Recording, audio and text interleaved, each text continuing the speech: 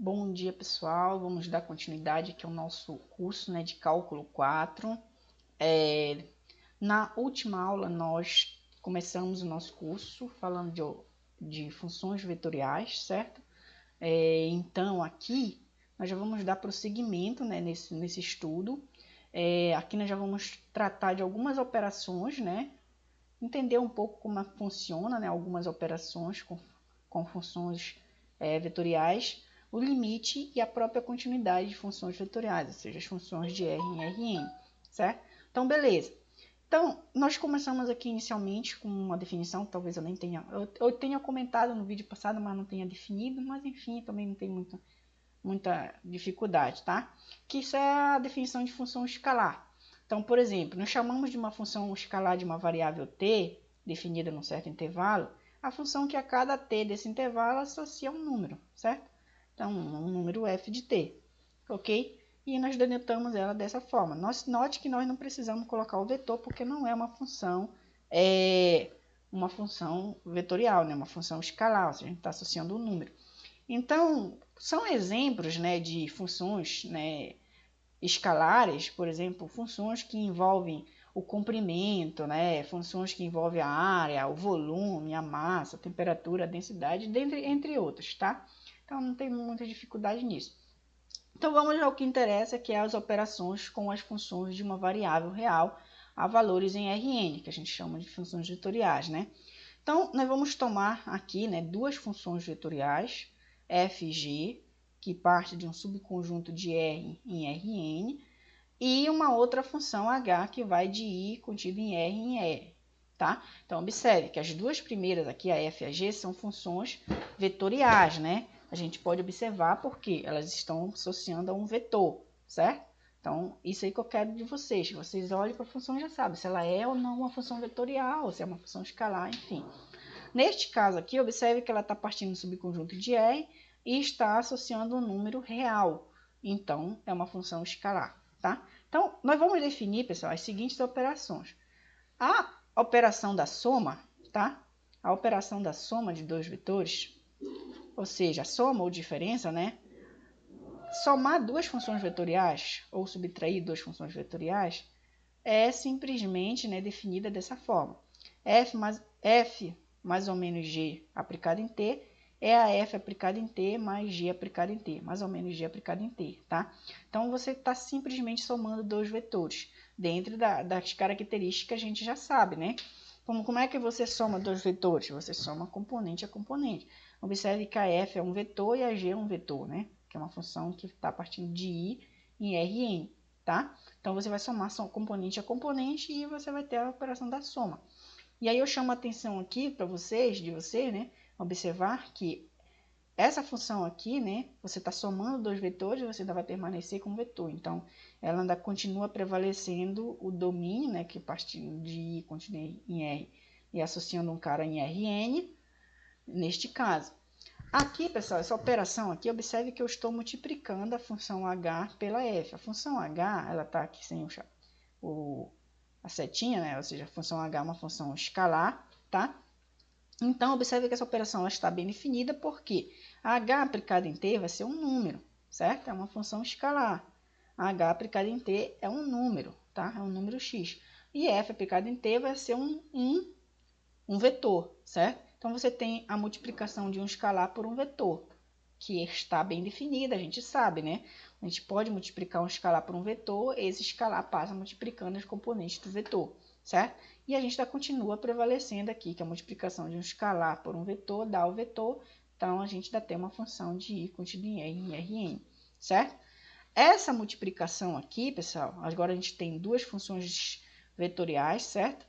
A f e a g aplicada em t. Esse produto aqui é o que a gente chama de produto escalar, certo?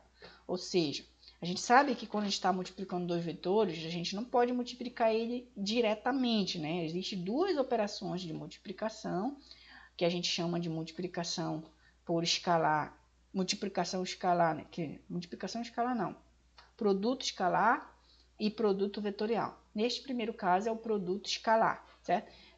Só para relembrar, como é que a gente define esse produto escalar? Imagine vocês que a gente tem dois vetores no R2, x1, y1, x2, y2, dois vetores aqui, certo?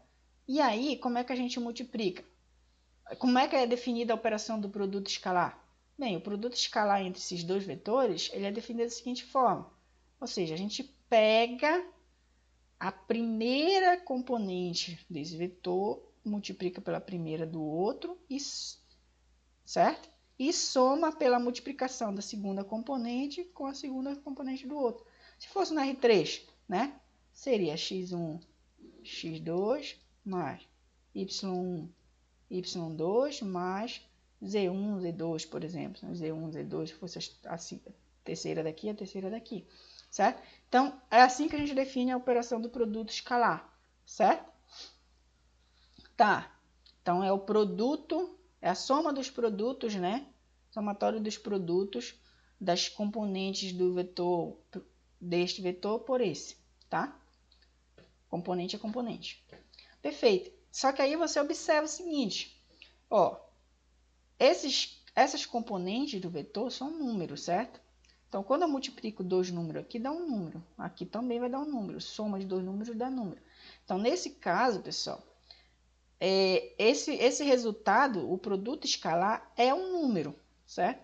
Então, essa operação aqui, ela sai de I contida em R e leva em R, tá? Então, embora seja uma operação entre dois vetores, entre duas funções vetoriais, ela acaba se tornando uma função vetorial escalar, tá? Parte de R chega em R, tá? E a operação do produto vetorial, pessoal, ou seja, a f, que a gente denota assim, né? F vetorial G aplicada em T, é a f de T aplicada em... é a f de G aplicada em T vetorial G aplicada em T. Ou seja, a gente sabe que isso aqui é um vetor em R2, R3, R4, enfim, não importa. E aí, pessoal, no R3, no caso em que N é 3, tá? A gente, só para você lembrar como a gente define essa operação, a gente usa essa notação aqui para determinar essa expressão, tá? Essa operação aqui, tá? A gente usa essa expressão, observe que isso aqui não está bem definido. Por quê? Porque o determinante, o produto vetorial é o determinante, é esse determinante aqui, né? Só que isso daqui, a gente sabe que o determinante, ele é um número, certo? Ele é um número. Só que aqui I, J e K são vetores. Então, isso daqui não é um determinante, não está bem definido, tá? Isso aqui é simplesmente uma notação para você lembrar qual é a cara do vetor que essa função está associando. O produto vetorial, ele é um vetor. Qual é a cara desse vetor? Eu vou logo falar para vocês. A cara desse vetor é dessa forma aqui, ó. Ou seja, é o vetor cuja a primeira componente, né? A primeira componente é tudo isso aqui, ó. A segunda componente é tudo isso aqui. A terceira componente é tudo isso aqui, tá? Ou seja, na direção de I, J, K. Ou se você quisesse, né? Por exemplo, denota isso aqui por estrela, 2 estrelas, 3 estrelas, por exemplo. Então, é esse vetor aqui, né? Estrela, menos estrela, 2 estrelas, 3 estrelas. Tá? Se você quiser representar assim, isso aqui. Mas aí observe, pessoal. Essas expressões aqui, estrela, 2 estrelas, 3 estrelas, elas são muito complicadas, por exemplo, até de você lembrar, de você fixar, é complicado, certo? Porque ela é uma função que depende de bastante coisa aqui, ela F2 de T, G de 3 de T, onde quem é essa F2 de T, G2 de T, essa F1, F2, F3 são os componentes da função vetorial F, tá? Isso imaginando que a gente está no R3, tá? Então, a F de T vai ser F1, F2, F3, onde essa F1, F2, F3 são funções de T, tá? E a F, G1, G2, G3 vão ser as componentes da função vetorial G. Então, usando essa notação aqui, pessoal, a gente consegue lembrar, por exemplo, essa fórmula extensa aqui, certo? Por quê? Porque usando essa notação, a gente sabe, pelo teorema de Laplace, como a gente calcula o determinante dessa expressão aqui, certo? Como a gente calcula o determinante de 3 por 3 aqui nesse caso, né? Desses dois vetores. Por exemplo, como é que a gente faz esse cálculo? A gente fixa o primeiro, né? Exclui a linha e a coluna. Aí a gente calcula o determinante do que sobra, tá? Então, tá aqui, ó. É o que sobrou aqui e multiplica pelo número fixado. Menos, tá? Aí você fixa a segunda, exclui a linha e a coluna e calcula o determinante do que sobra. Ou seja, esse, né? Bem aqui, ó. E multiplica pelo número fixado. Faz a mesma coisa para o último, né? Fixa o K, exclui a linha e a coluna e calcula o determinante do que sobra. Tá aqui. E multiplica pelo K. Então, esse determinante aqui, pessoal, ele é calculado dessa maneira, certo? Ou seja, aqui a gente já tem simplesmente um determinante que já não envolve vetor, né? O vetor sai aqui do determinante, e esse determinante pode ser calculado, um determinante 2 por 2, né? É esse vezes esse menos esse vezes esse. Esse vezes esse, menos esse vezes esse. Esse vezes esse, menos esse vezes esse. E é daqui que a gente encontra essa fórmula aqui, ó. F2 de t menos G3 de t, quer dizer, vezes G3 de t, menos F3 de t vezes G2 de t.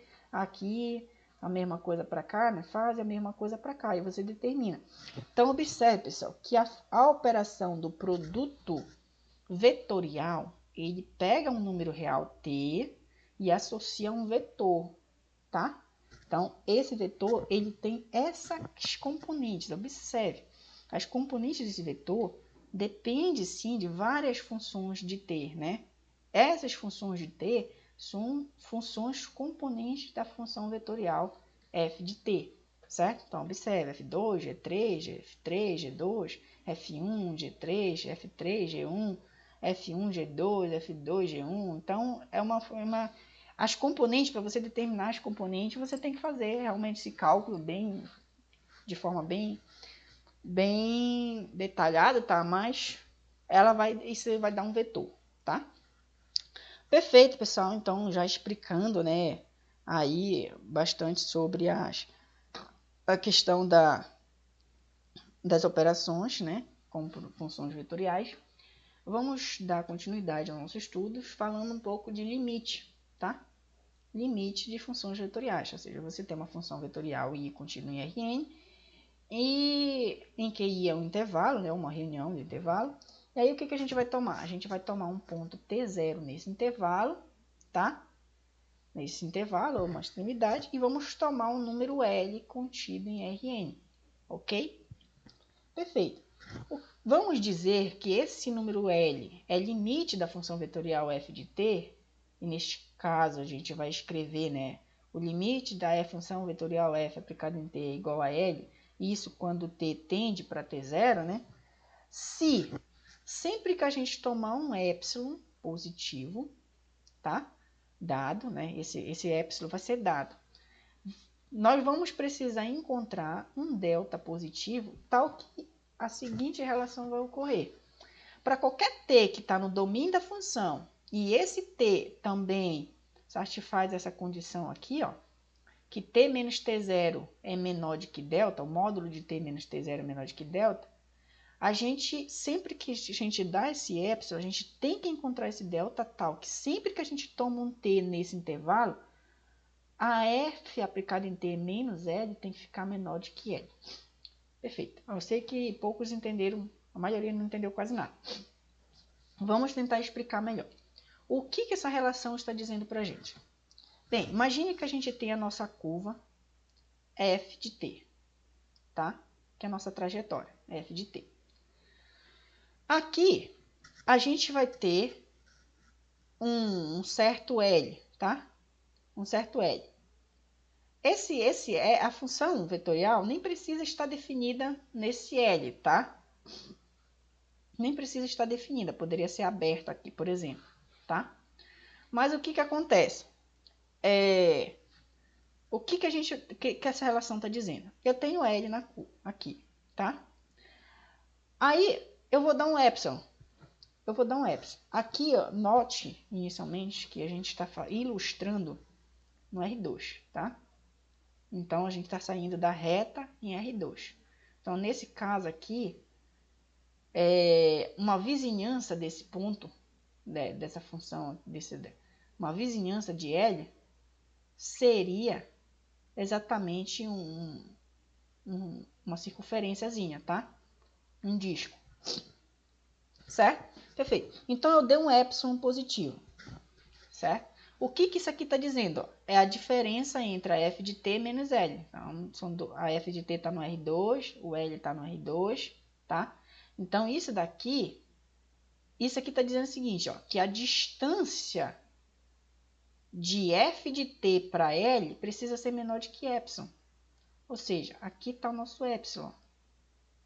Então, significa o seguinte, pessoal, que f aplicado em t menos L, ou seja, isso aqui está dizendo que a distância entre f de t menos L precisa ser menor do que epsilon. Em módulo, a gente sabe que isso aqui é o seguinte, né?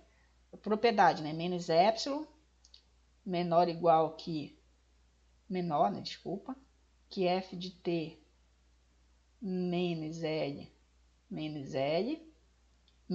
menor que epsilon. Aí passa o L somando em ambos os membros, vai ficar L menos epsilon, f de t menor do que epsilon mais L, ou L mais epsilon. Então, significa que f de t vai estar, pessoal, nessa vizinhança aqui. Essa vizinhança está dizendo exatamente isso daqui, ó, que a distância de f de t, ó, aqui está o f de t, aqui está o f de t, aqui está o f de t, certo?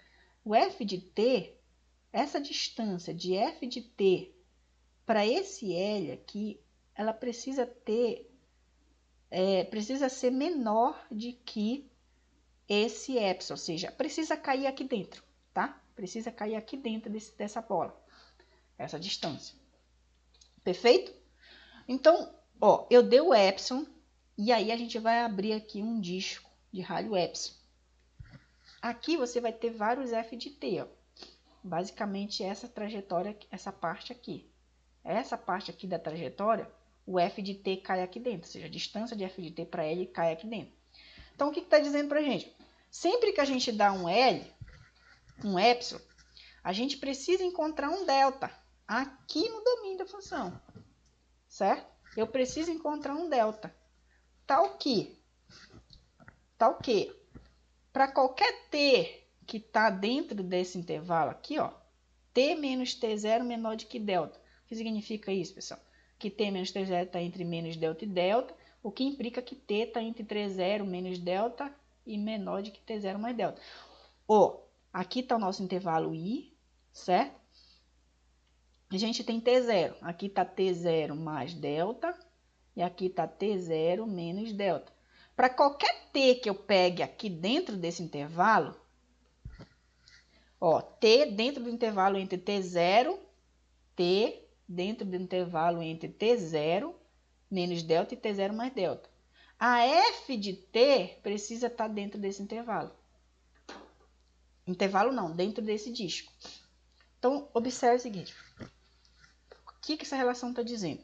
Sempre que eu dou um epsilon, eu posso tomar epsilon qualquer que eu dei. Eu poderia pegar um epsilon maior aqui, certo? Mas sempre que eu der um epsilon aqui, eu tenho que encontrar um delta tal que, para qualquer t que eu tomar dentro desse intervalo t menos delta, t mais delta, a f aplicada em t tem que cair aqui dentro desse disco.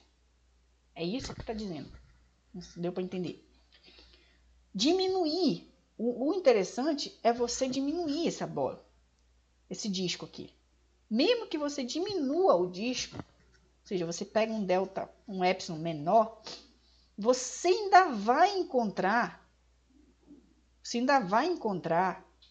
um delta positivo, tal que sempre que tu pegar t dentro desse intervalo t0 menos delta, t0 mais delta, o f de t cai aqui dentro.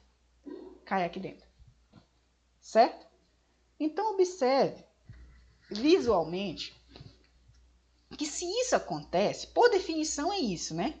Mas você observe que quando o t for tendendo para t zero, o que se espera é que essa trajetória aqui, ó, vá caminhando para L, tanto por um lado quanto por outro, tá? Então, pessoal, eu espero que tenha dado para entender a definição de limite em funções vetoriais. Observe. Dá o epsilon, encontra uma pequena bolinha, um pequeno círculozinho aqui, ou uma esfera na R3, enfim. Ok, você vai encontrar um discozinho aqui. Então, ó, aqui vai ter vários pontos, f de t, cuja distância vai ser menor do que epsilon. O fato é que quando eu der esse epsilon aqui, eu tenho que encontrar um delta pequeno, né? Tal que, para qualquer t que eu pegar dentro desse intervalo, o f aplicado em t cai aqui dentro dessa bola. É isso, tá? Dentro dessa bola, dentro desse disco. Perfeito? Perfeito. Então, espero que tenha dado para entender. E aí eu trago uma observação, tá? Uma observação inicial. Uma observação 1, tá? O limite de f de t, quando t tende para 3,0, é L, se somente se o limite, né, de f de t menos L, o limite do módulo de f de t menos L é igual a zero. Tá? Isso é uma consequência, pessoal, da seguinte igualdade. Observe. Eu quero provar que isso aqui, esse limite é zero. Né? No fundo, para provar que esse limite é zero, eu teria que provar, observe, que o limite aqui, quem é que está fazendo o papel do L? Né? Quem é que está fazendo o papel do L? Ó, limite de uma coisa igual a L. Quem está fazendo o papel do L é zero. Então, se a gente fosse olhar para cá, né? Se a gente fosse olhar para cá, teria que ter que a expressão, o argumento do limite menos o limitante, né? Ele precisa ficar menor do que um certo epsilon, tá? Então, no fundo, a gente estaria dizendo assim, ó, que o módulo, né, de f de t menos L, que está fazendo meu papel da f de t aqui, menos o L, que é zero, isso precisa ser menor do que epsilon, certo? Perfeito. Só que observe que aqui é o seguinte, ó, bora sair daqui. Bora sair daqui. Só que por aqui, ó, se esse limite é L, certo? Nesse caso, a gente teria que mostrar que f de t menos L é menor que epsilon, certo? Aí a gente está exatamente aqui, ó. A gente está exatamente aqui. Perfeito.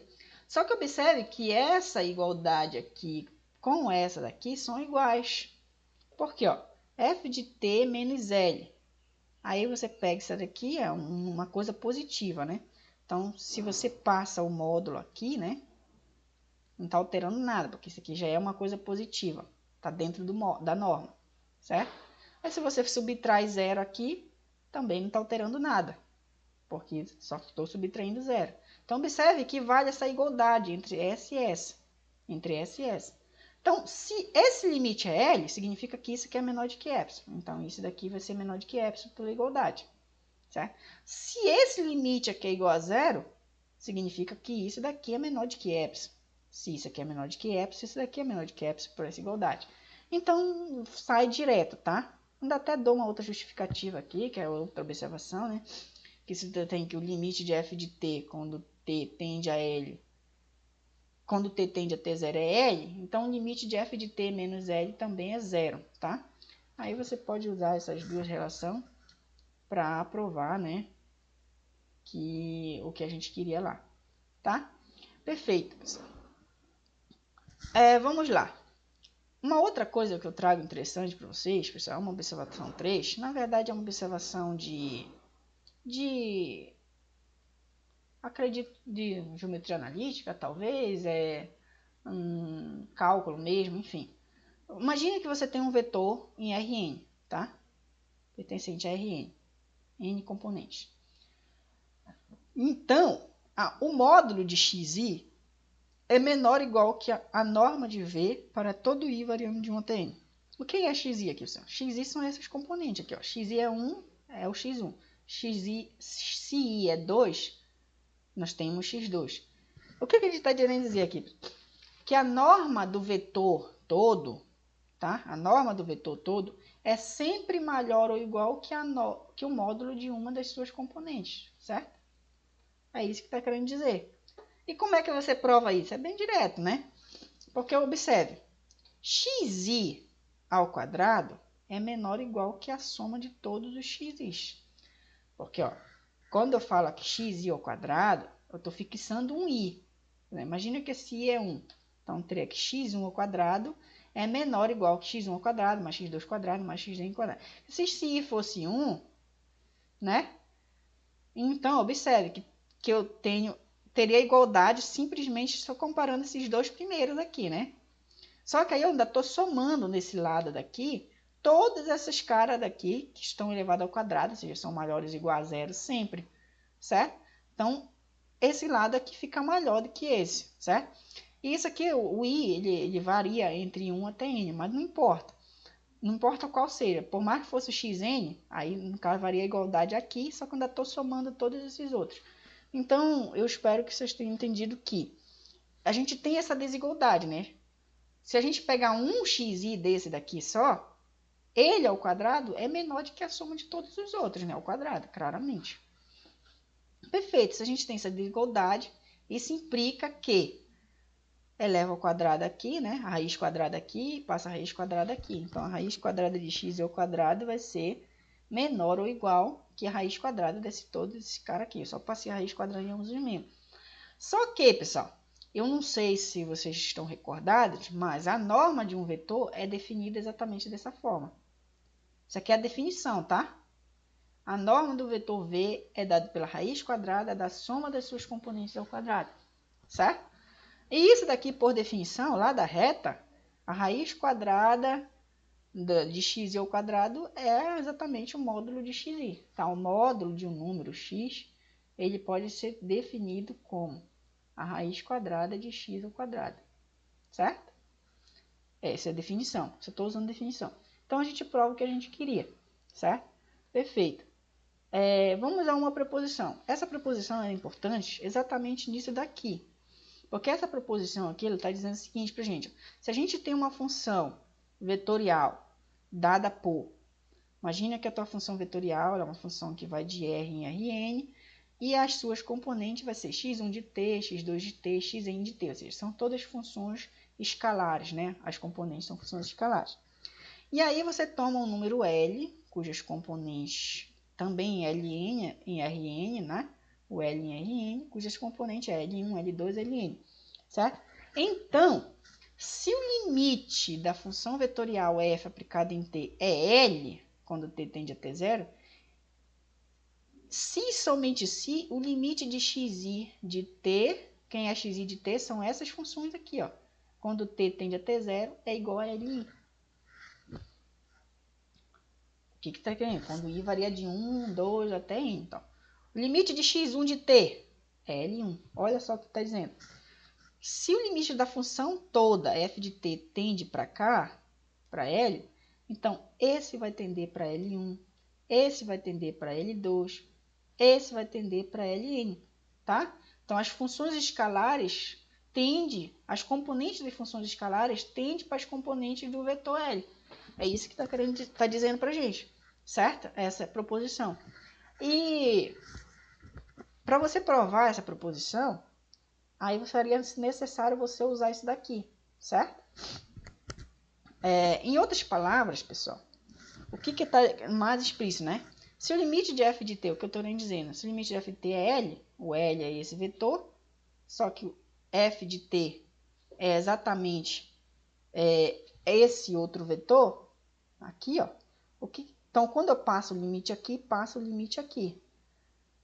O fato é que a gente pode entrar com esse limite aqui para dentro. É isso que está dizendo, tá?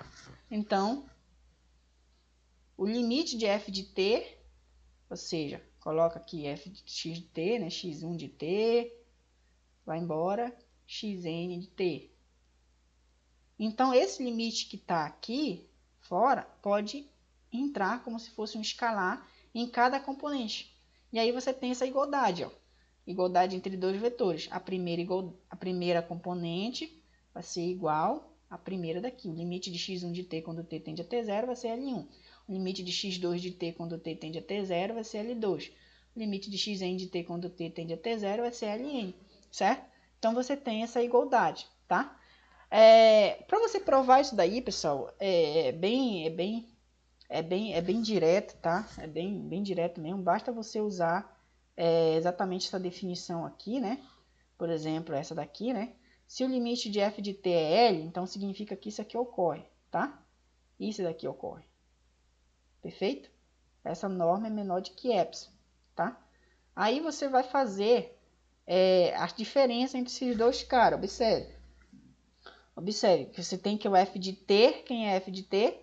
É esse vetor. Quem é L é esse. Então, vai ficar f de t menos L, tá? Aí você vai fazer componente a componente. Vai ficar x1 menos L1, né? x1 menos L1, x2 menos L2, xn menos Ln. Então, você vai ter a norma desse vetor. E aí, você usa isso daqui, ó. Que a norma do vetor todo vai ser sempre maior do que a norma de seus componentes, xi. E aí, sempre que isso daqui, por exemplo, for menor do que epsilon, esse daqui também vai ser, tá? Então, aí você já vai provando as coisas que você quer, tá? Então, é bem direto, não vou fazer aqui porque não é o meu objetivo, tá? O objetivo do nosso curso, né, é simplesmente fazer com que vocês aprendam a usar essas ferramentas, tá? Sempre que for necessário, faça de demonstração, mas nesse caso aqui é uma coisa bem simples. Se você quiser, pode pesquisar no livro da Diva, se alguém tiver curiosidade, no próprio livro do Guidoriz ele faz, tá? Capítulo 7. Então, o mais importante é você saber que se f de t está tendendo para L, então as funções componentes estão tendendo para as componentes do vetor L, tá? É isso, tá? Isso vale a ida e a volta, tá? Então, se as funções componentes estão tendendo para as componentes do ponto L, então significa que a f de t está tendendo para L, tá? É sim, somente sim, observe, tá? Perfeito, pessoal. Então, vamos fazer um exemplo. Bem, vamos tomar uma função f que vai de R, com exceção do ponto 1, em R3, tá? Dada por... Então, por que eu tirei 1? Porque observe que as nossas funções componentes aqui, né? Elas não estão definidas em 1, certo? Quando t é 1, aqui dá 0 e não está definido. Perfeito. Então, a nossa f de t é uma função que vai de R em R3. E observe que as nossas funções componentes, x de t, y de t, z de t, né? São essas funções aqui. Eu quero calcular o limite de f de t quando t tende a 1, tá? Perfeito. Então, vamos calcular. Temos que o limite de f de t quando t tende a 1 vai ser o limite de quem? Quem é f de t? Não é esse vetor aqui? Perfeito. Então, é o limite disso daqui. O que essa preposição está querendo nos dizer, pessoal? Que esse limite ele pode simplesmente adentrar dentro de cada função componente, certo? Então, observe. Então, calcular o limite disso é a mesma coisa que calcular o limite de cada função componente, certo?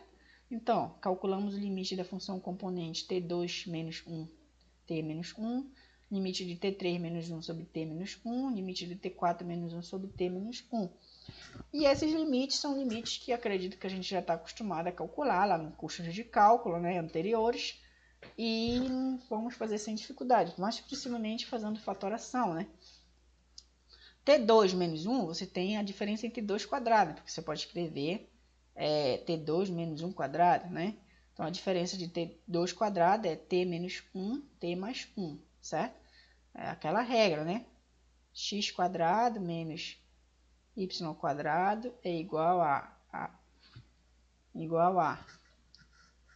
X menos Y, X mais Y, certo? Vamos recordando, tá? Aí a mesma coisa eu posso fazer aqui, porque eu tenho a diferença entre 2 cubos. Novamente nós temos a regra, né? E aqui a gente tem a diferença entre 2 números elevado à quarta, né? Então, ó, nesse caso aqui a gente fica como? X menos y, x ao cubo menos y ao cubo. X menos y vezes x quadrado mais xy mais y ao quadrado, né? Não é isso? Aí você vai fazendo, tem que recordar, tá? Tem que recordar. Aqui a gente podemos escrever t ao cubo menos 1, como se fosse t menos 1, t quadrado mais t mais 1. E aqui eu posso fazer isso também aqui para t a quarta, né? Aí vai ficar t menos 1, t ao cubo mais t sobre 2, t elevado a 2 mais t mais 1, tá? Então, aí a gente consegue tirar esse problema nesse limite, né? Porque você aí, quando t tende a 1, a gente tem uma indeterminação, né? Em todos os limites. A gente consegue cancelar aqui, né? T menos 1, T menos 1, T menos 1. E aí a gente fica com esses limites que não tem problema nenhum, a gente pode calcular direto. Então, quando t tende a 1, t mais 1 vai tender para 1 mais 1, que dá 2. Quando t tende a 1, t quadrado mais t mais 1 vai tender para 1 quadrado mais 1, né? Que vai dar 3. E quando t tende a 1, t ao cubo mais t quadrado mais t mais 1 vai tender para 1 ao cubo mais 1 ao cubo mais 1 mais 1. Que vai dar 4, tá? Então, vai tender para esse ponto. Então, e observe ainda, pessoal, aqui nesse caso, né? Que F1 não está definido F1 não está definido, né? A função vetorial f não está definida no ponto 1, mas o limite de f no ponto 1 existe, né? A gente acabou de encontrar. Então, isso reforça mais uma vez aquilo que eu disse para vocês, que não me interessa o que acontece no ponto que a gente quer calcular o limite, né? Me interessa o que acontece nas proximidades dele, é isso que interessa. Quando está falando de limite, interessa o que acontece quando t se aproxima muito desse ponto t0, nesse caso, tá? Então, é isso. E nesse caso, como a função não está definida nesse ponto, né? Nesse ponto 1, significa que essa função não seria contínua nesse ponto, né? É o que a gente vai falar agora. Quando uma função é contínua em um certo ponto t0 do domínio, né? Tem uma função vetorial, tem um ponto t0 do domínio. A função é contínua em t0 se esse limite aqui de f de t, quando t tende a t0, é exatamente o f aplicado no ponto t0, tá? Então, essa é a nossa definição, igual como a gente faz lá no cálculo. A única coisa que muda é que a gente está falando agora de função vetorial. Então, a gente está trabalhando com vetores, tá? Mas a ideia é a mesma, tá? E assim como a gente fez antes, tem uma proposição, né, que garante que se você tem, por exemplo, uma curva, gama de t, uma função vetorial, é isso que eu estou querendo dizer, tá? Estou chamando de gama de t aqui.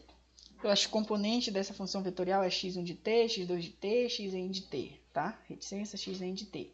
Ou seja, você tem essa curva aí em Rn e você toma um t0 de R, tá?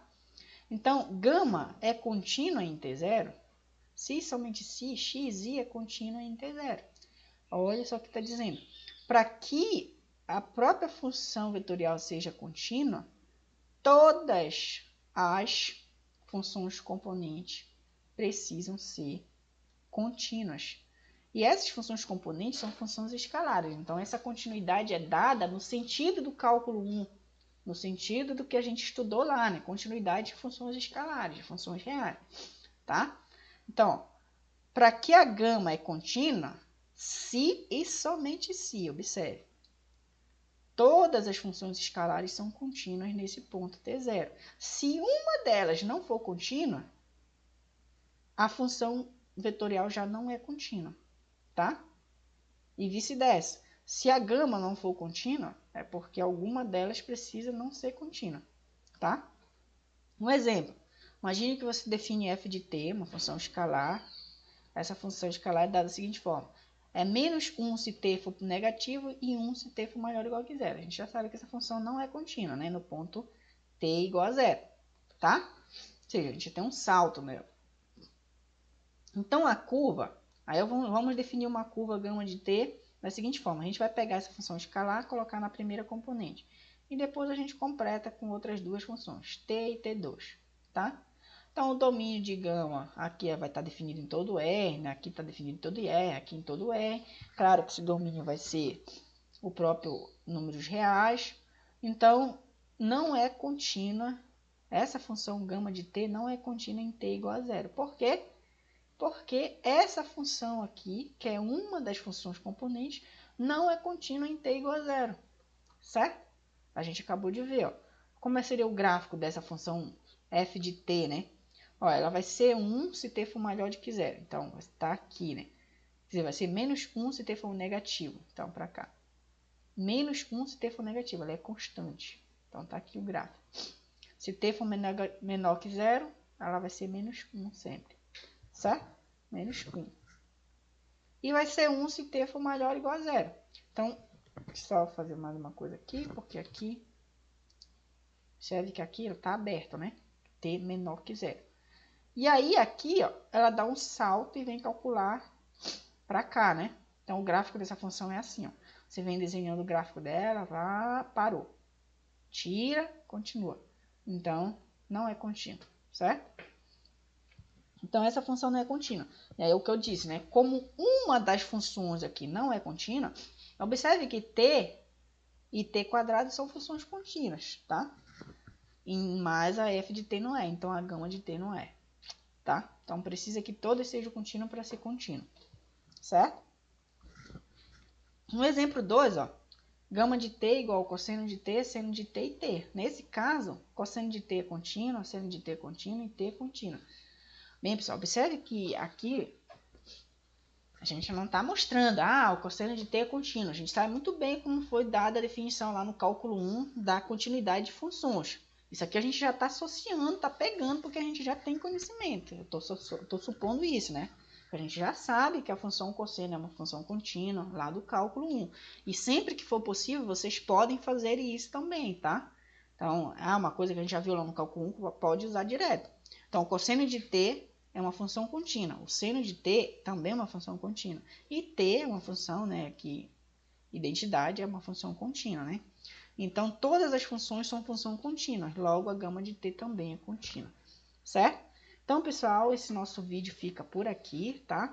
Eu espero que vocês tenham entendido um pouco mais sobre limite, continuidade. As coisas mais importantes limite. Quer calcular o limite da função vetorial? Basta você calcular o limite das funções componentes, tá? Que são limites que a gente já está acostumado a calcular lá no cálculo. Só vai ter o trabalho que você vai ter que calcular 1, 2, 3, 4, quantas depende de como é a nossa função vetorial, né? Se ela está definindo R2, R3, R4. Então você vai ter que calcular 2, 3, 4 limites, mas são limites que a gente já conhece. E quer verificar que a função é contínua, basta verificar se as funções componentes são contínuas. Essa é a regra básica, tá? Então a gente fica por aqui.